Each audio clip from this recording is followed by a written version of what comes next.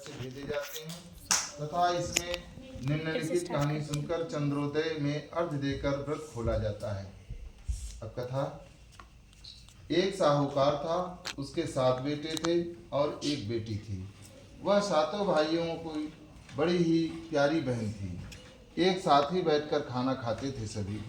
एक दिन कार्तिक की चौथ आई, यानी यही जो करवा चौथ है यही आया, तो उसकी बहन ने करवा चौथ का व्रत रखा। सारे भाई भोजन कराए और अपनी बहन से बोले कि आओ बहन, तुम भी खाना खा लो। उनकी माँ बोली कि आज ये खाना नहीं खाएंगी, इनका करवा चौथ का व्रत है, जब चांद निकलेगा तभी खाना खाएंगी। तो उसके भाइयों ने छल कपट से जंगल में आग लगाकर छलनी में से चांद दिखा दिया, झूठ बोल करके। तो वह अपनी भाभियों से बोली, चलो भाभी, चांद निकल आया है, अर्घ दे लो। तो उसकी भाभी बोली, ये तो तेरा चांद निकला है, हमारा तो रात को निकलेगा। यह सुनकर भाइयों के कहने से उसने चांद को अर्घ दिया और खाने बैठ गई।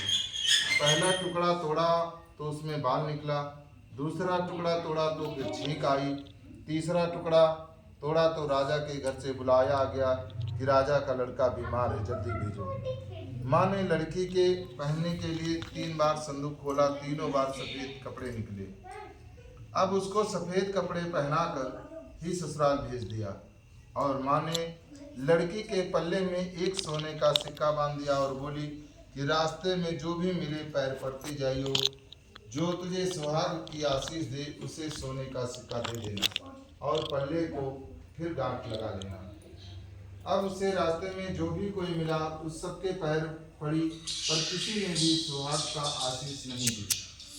अब वह ससुराल में आई तो दरवाजे पर छोटी ननद खड़ी थी।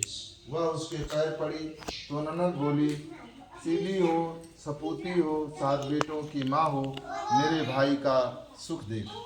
अब उसने सोने का सिक्का ननद को देकर पल्ले की गांठ फिर मार ली। उसके बाद वह अंदर आई, आकर देखा कि उसका पति मरा पड़ा हुआ है।